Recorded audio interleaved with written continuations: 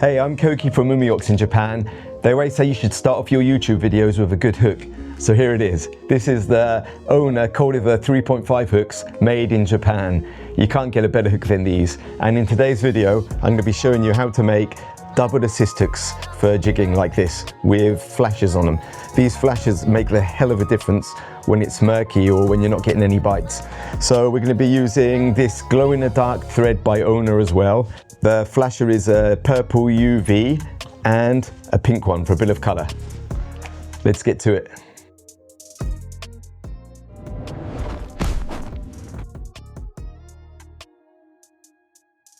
Okay, to start with, we need to get the assist line ready, and I'm going to be using these Cultiva number 5 solid rings. I like these ones because they're really strong. As you can see, it's good for 150 pounds, and also there's no weld joint in them, so you don't need to worry about them coming apart under pressure.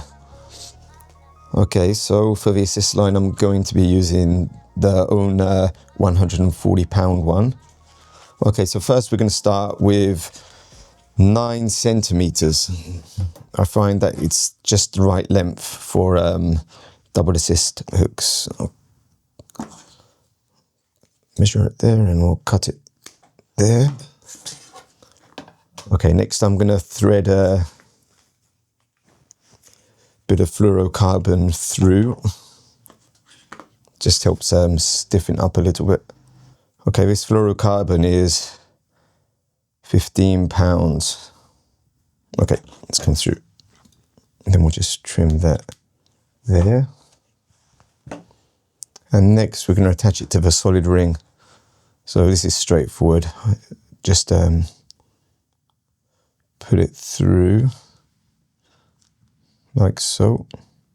Okay, there are a few ways to do this, but this is the easiest way to explain it on the camera. So it's basically just gone through like this, and then you just basically bring it back through itself like this and put it tight. Make sure they have the same length, equal length, and then I just use some split ring pliers to hold the solid ring and give it a tug.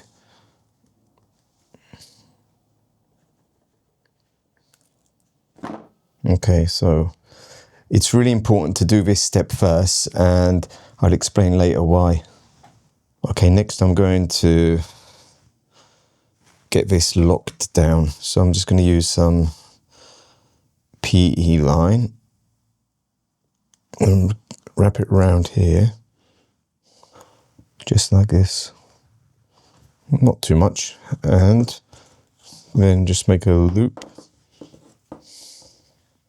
to finish the knot, and put it down. Oops. Next I'm going to just trim that off there. Okay, and just to give it a bit of colour appeal, I'm going to put some heat shrink tubing over it. So this is the Owner 3mm one. So you don't need much of this. I usually use about just 3 or 4 millimeters. Just this much.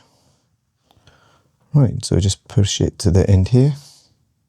And then I'm just going to use a lighter to shrink it.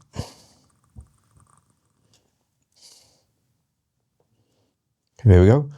Okay, so next we need to get this in the vise and get the hooks connected. So for today's assist hooks, I'm going to be using these Cultiva 3.5s. These are pretty much my favourite size, and they're good for 13 kilograms. More than enough for the type of fish that I usually catch.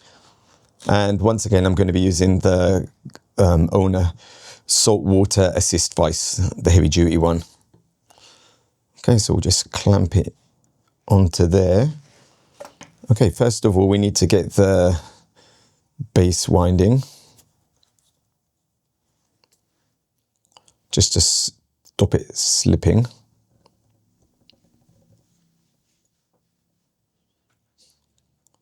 Okay, you can choose your own length. I usually go about 1.5 centimeters. it doesn't really make so much difference. Some people like to have a long base, some people like to have a short base. Okay, then I'll just trim that off there. Okay, so at the start I said it's really important to make this first, and this is the reason. Now that that's done, everything's aligned there, so I can put it on here, align it with a hook, and then not have to worry about twisting it around and getting the hooks to face each other correctly at the end. If you put it on the solid ring at the end, you'll find that the hooks are really hard to, align, pointing out like this and this. So that's why it's really important to make this first. Okay, so we've got it ready. We'll just put it on the bottom here and give it a couple of winds just to hold it in place. Okay, if this gets in the way here, which it always does, I like to put it back through the split ring here. It keeps out of the way. Okay, so right, that's lined right. So right at the spade, it's good to put a lot of pressure. This is the main bit that's clamping it onto the hook. So that's where you want to pay the most attention. Okay, so now it's all lined up. I'm just going to work my way to the other side.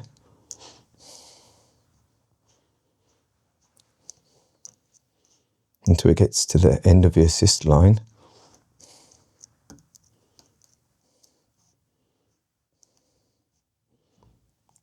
Like this. And then I'm going to put a bit of glue on here.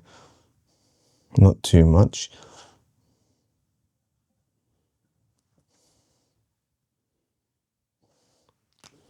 And then continue wrapping in the other direction.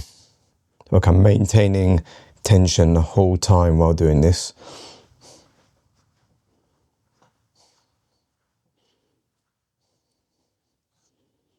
Okay, then I'll go to the other end one more time.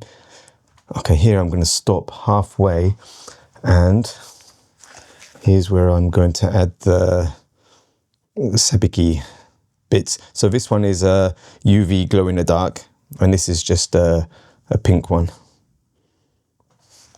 Okay, so what I like to do is use 2 strands of each colour. They're quite long, as you'll see here. Hang on.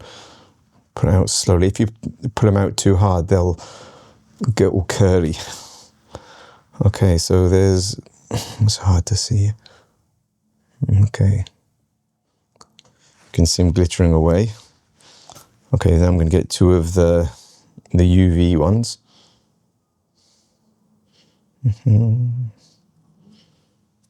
Okay.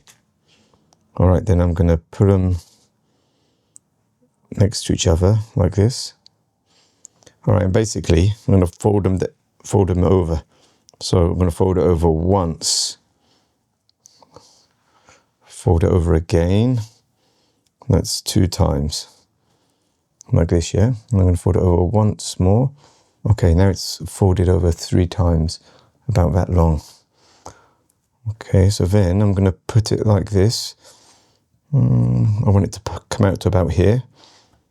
All right, and then just give it 2 wraps around the middle and make sure that they're sitting at the top here. All right, I'm going to get a couple more wraps just to hold it in place. All right, then what I like to do is come around and under it here, and that just lifts it up so it's not pointing down too much. Okay. All right, now we've got that secured in place, which is basically going to fold it over itself like this. And then secure it.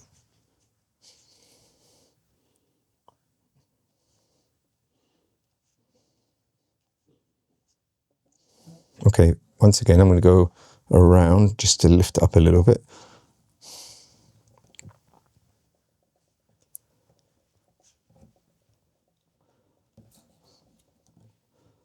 Okay, there it is. Okay, next I'm just going to make a loop. Bring it over just to finish the knot off. And then use the blade. Oh, too low.